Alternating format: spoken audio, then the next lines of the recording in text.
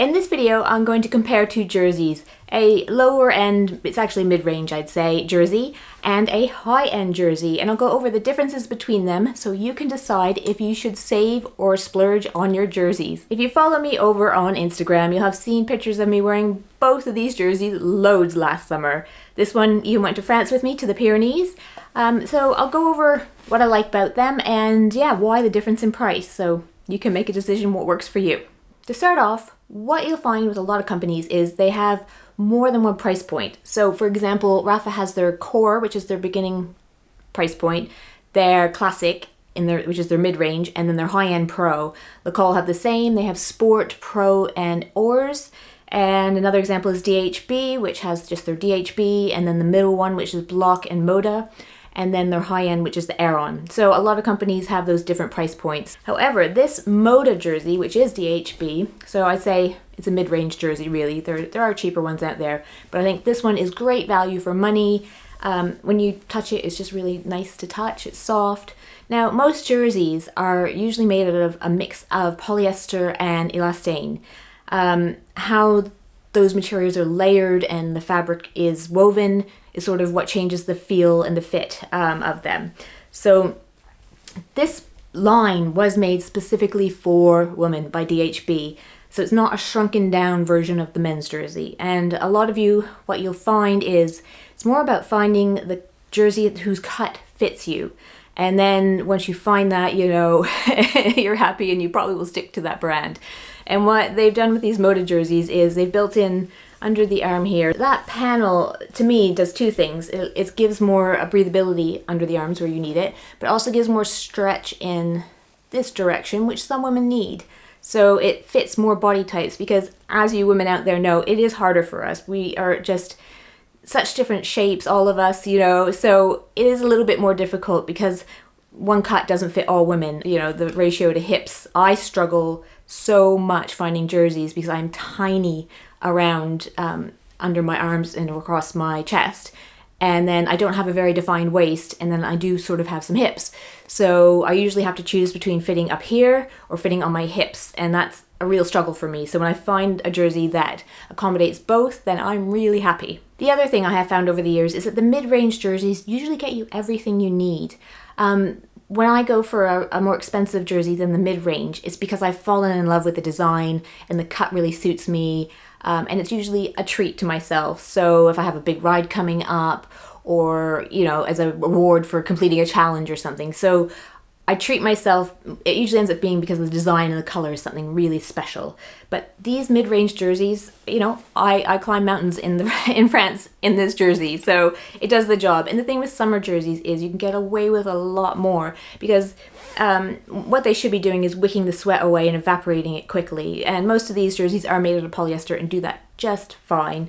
And then you have the choice in the summer of unzipping. So you have a lot more options in the summer, whereas trying to stay warm and dry in the winter is a very technical thing, and you can it becomes more important to have the right materials on you in the right way. So I think in summer, you know, you can choose a jersey you love the look of and have a great experience. Some of the things we'll look at: pockets in the back. Pretty much every cycling jersey has that. This one here you can see has reflective details here. So this one even has a built-in zip pocket here, hidden zip pocket to put your keys and money, and the elastic bits here to help keep the jersey down. Despite this being not a high-end jersey, it comes with a lot of features you do see on higher-end jerseys. And yeah, so I mean, I love the yellow, what can I say? So I love that jersey, I really enjoyed it. Now, this is a 𝗵𝗄𝗅 Cyclist jersey. I had my eye on this jersey for years. So, and then it had features on it I didn't even realize. I just like the classic, you know, Breton stripes and the color. I just love the look of this jersey, and it's merino wool. So because I ride long rides, Odax rides, this helps me out, and I'll explain to you why in a minute. And it's great for British summers, really, where it doesn't always get so hot. So some of the features on this jersey that are a bit different, as I mentioned, the material it's made out of, so it's more expensive because of the merino wool. Like the other jersey, it has the pocket on the side there for your keys and money to be safe. This one has a special little pocket. Now this is of their Odax line, I should tell you. It's for your 𝗏𝗚𝗃 card, so the card you need to get stamped when you're riding an 𝗏𝗃. So it has it built right in the jersey, so you can keep it to hand easily. So I thought that was really cool. When I'm not on 𝗏𝗃s, it's a great place for my lip balm. And then this one has reflective details here, because the 𝗏𝗃s you end up riding in the dark usually on the longer ones. As you can see, this one also has the 3 pockets on the back. It also has a little reflective detail here. As I mentioned, you're going to be probably riding in the dark in an 𝗏𝗃s. But the very special thing about this jersey is this cargo pocket here. I could put all sorts of food in that pocket, and it's so much easier to reach and get at than out of the other pockets, where sometimes I struggle to get my hands into. And I thought it might rip and snag because it's netting, but nope, it's held up. It's been a genius design feature of this jersey I liked. So that's one of the things you get. You get extra little details. And on the inside, there's a special stitching here, which means if you put a lot of weight in that cargo pocket or your other pockets, the shape of the jersey is going to remain, and you're not going to get pulling and tearing or just, you know, a big saggy jersey on the back. So there's features like that, and then of course you get the rubber detailing on the bottom of the jersey. This one, 𝗏𝗃𝗍 Cyclist, has served me well because it's merino wool. It's a bit warmer, so like I said, it can cover more temperature ranges than the other jersey, and it also, yeah, British summers and 𝗏𝗃s, so it makes it a really useful jersey for me for those reasons. You'll find on the more high-end jerseys is a more complicated construction.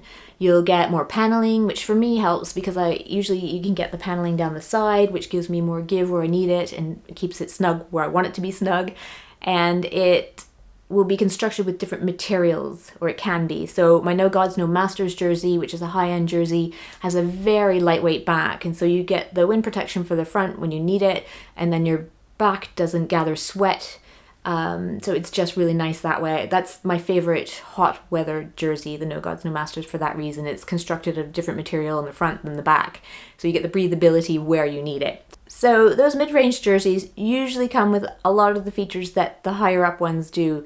The top of the line ones are usually very technical jerseys. You know, they've got some arrow designs in them, and that's, you know, great if you're racing. But for all of us that are just going out enjoying 𝗏𝗃s and rides and club rides with our friends, then, you know, it's not so important. So I say get what you like, what makes you feel good, what you look good in, what cut fits you. If it's a super expensive jersey that you happen to fall in love with, like me and the 𝗏𝗃𝗍𝗍 Cyclist, then some suggestions for you to make it more reasonably priced. I buy at the end of season. I don't care if I have that season's jersey. In fact, this 𝗏𝗃𝗍𝗍 Cyclist jersey has been around for years, so I just sign up to the newsletters of whatever the company is, and so I get notified when there's a sale or a discount code coming out, and then get my jersey and save a little bit, at least that way. The other thing to do is check out Sport Pursuit. You can get some 𝗏𝗏 there. So yeah, getting deals on outlet sites and things, that's another way I go about it. And the other thing to keep in mind is what type of riding you do and what type of riding the jersey is suited for, so that you do get the right jersey for the job. So some are suited for racing, and there's something called a race cut, which is really tight fitting. And then some are more casual, and they'll be a little more forgiving in the fit, which that 𝗏𝗍𝗍 jersey is. So yeah, if you're going on more casual rides and you prefer that looser fit, then, you know, don't go for a race cut, because those are meant to be tight fitting and snug. So some jerseys are made for really hot weather, and they're really thin, so your sweat evaporates really quickly. So, you know, if you live somewhere like Australia or even Canada, where there's hotter summers, then those jerseys will be more suited to the type of riding you do. So it's just understanding the jersey and what it's made for, and, you know, the temperatures it's designed for.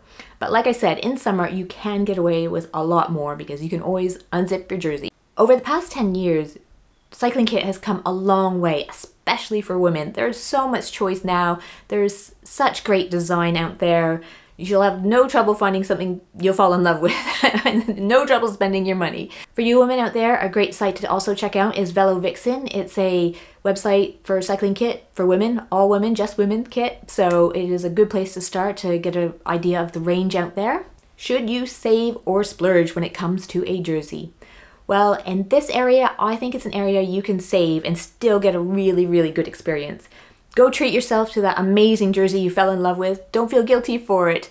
But I think if you have to make a decision of an area that you're going to spend more, I think there's other areas your money is better spent. And jerseys, you can go mid-range and get a pretty good quality jersey and be happy. So this is an area I say save, but subscribe because I have more save and splurge videos coming your way, and you'll find out where I think you should spend. As always, thanks for watching. Until the next video.